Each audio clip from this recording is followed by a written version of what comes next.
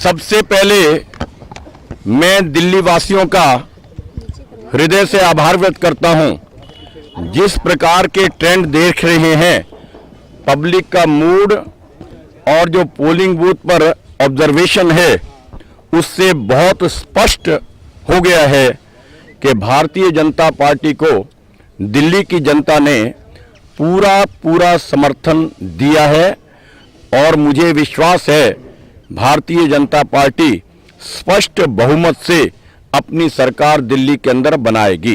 इसलिए मैं धन्यवाद करना चाह रहा हूं सबसे पहले दिल्ली वासियों का। गत 7 बार मैं लगातार चुनाव इस असेंबली सीट से जीता हूं, यहीं से ये 8वीं बार है। केजरीवाल जी की एक झूठ की फैक्ट्री चला रहे हैं। वो एक के बाद एक नया झूठ घड़ते हैं। जो उन्होंने करना होता है ना, उसको पहले बोल देते हैं, वो कर रहे हैं ताकि उन पर ना आए। उन्हें एक कला महारत हासिल है झूठ बोलने की और कैसे मीडिया के अंदर बने रहें ऐसी बात करने की। आपसे ये निवेदन कर रहा हूं, हिंदुस्तान का इतिहास उठा करके देखें। जिस भी मुख्यमंत्री ने फ्री चीज़ें देने की घोषणा की हैं, वो इमीडिएटली तबाह हो गया है, सरकार समाप्त हो गई है। आप चाहे आंध्र प्रदेश में एनटी रामाराव ने किया था, याद होगा आपको, उनको मैंने रेक्टिफाई किया था। फिर मेरे पास बैठे थे मुखी जी, मैं कैसे निकलूं इसमें से। उनके फाइनेंस मिनिस्टर जो आज चीफ मिनिस्टर हैं, मेरे दोस्त हैं। इसी तरह से जो अमरिंदर सिंह ने किया था, वो भी इसी का ख़त्म हुआ है। कभी भी विकास का एजेंडा होना चाहिए पार्टी के सामने। विकास का एजेंडा तभी होगा जब आप ग्राउंड रियलिटी पर प्रोजेक्ट्स लाएंगे, इन्वेस्टमेंट करेंगे। फ्री चीज़ें बांट करके, फ्री चीज़ें दे करके ना देश का विकास होगा, ना दिल्ली का विकास होगा, ना आपका उद्धार होगा, ना मेरा उद्धार होगा। जगदीश मुखी जी हमारे साथ हैं।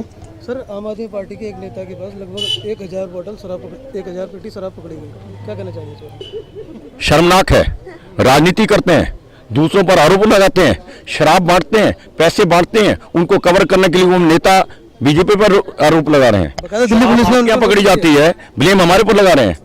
एक चोरी और दूसरा सीना चोरी, ये फितरत है केजरीवाल की। वो झूठ के अलावा कुछ नहीं बोलते हैं और झूठ की फैक्ट्री बना रखी है, एक के बाद दूसरा झूठ बोलते हैं। क्या आम आदमी पार्टी एक्सपोज हो गई?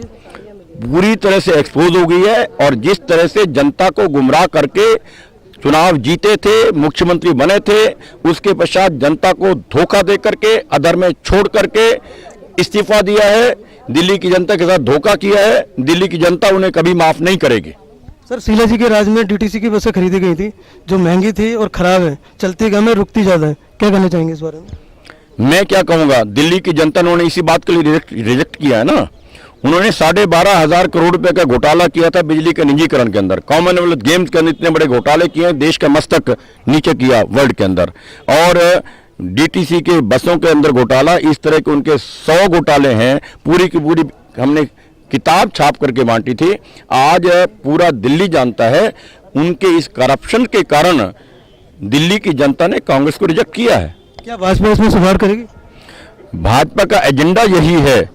नरेंद्र भाई मोदी हमारे यशस्वी प्रधानमंत्री, उनका एक ही एजेंडा है, भ्रष्टाचार को मिटाना है और विकास के रथ को आगे बढ़ाना है। यही करना है हमने। आप सर वोट डालने हैं? हाँ जी, किसकी पार्टी की सरकार चाहते हैं? हम तो बीजेपी की चाहते हैं। क्या मुद्दा है? मुद्दा क्या है, पुरानी पार्टी है, सुदृढ़ है, शासन दे सकती है, गुड है, हाँ अनुभवीयता है। मैं तो चाहती हूँ कि कमल खिले। कीचड़ में रहते हुए भी जो हमेशा निर्लिप्त रहता है, ऐसी सरकार आनी चाहिए। मोदी जी ने जो एक सपना देखा है, हर इंसान के बारे में वो सोचते हैं, तो हमें उनके हाथ मजबूत करने चाहिए। पहली बार तो ये मौका आया है कि कोई ठीक व्यक्तित्व वाला व्यक्ति हमारा प्रधानमंत्री बना है। बाकी तो आप देख रहे हैं, सबने नीचे ही नीचे गिराया देश को। उन्होंने 6 महीने में भारत का कितना नाम ऊंचा कर दिया। सरकार बीजेपी की आनी चाहिए। मुद्दे नेचुरल है कि विकास का मुद्दा है, एक्सपीरियंस है, पुराना सुरक्षा का मुद्दा है हमारे साथ। और सबसे बड़ी बात यह है कि एक एक्सपीरियंस आदमी हमें मिल रहा है अपने इलाके में। बीजेपी की गवर्नमेंट सेंटर में है, मोदी जी के नाम पे। आप मोदी जी जो काम कर रहे हैं वो देश के लिए कर रहे हैं। और अगर दिल्ली में भी अगर बीजेपी की सरकार रही तो एक अच्छा तालमेल बैठेगा और दिल्ली का विकास होगा।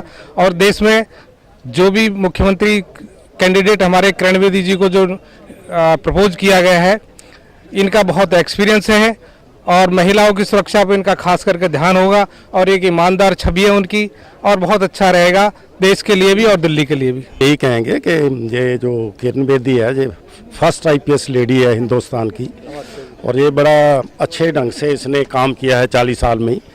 तो हम तो यही चाहेंगे कि ये सबसे आगे आए और बीजेपी जीते, सेंटर में भी उसकी गवर्नमेंट और यहाँ भी स्वच्छ और बिना भ्रष्टाचारी के एडमिनिस्ट्रेशन मिलेगा। पार्टी वो आनी चाहिए जो देश के हित में काम करे और पब्लिक के हित में काम करे, हर तरह से विकास हो।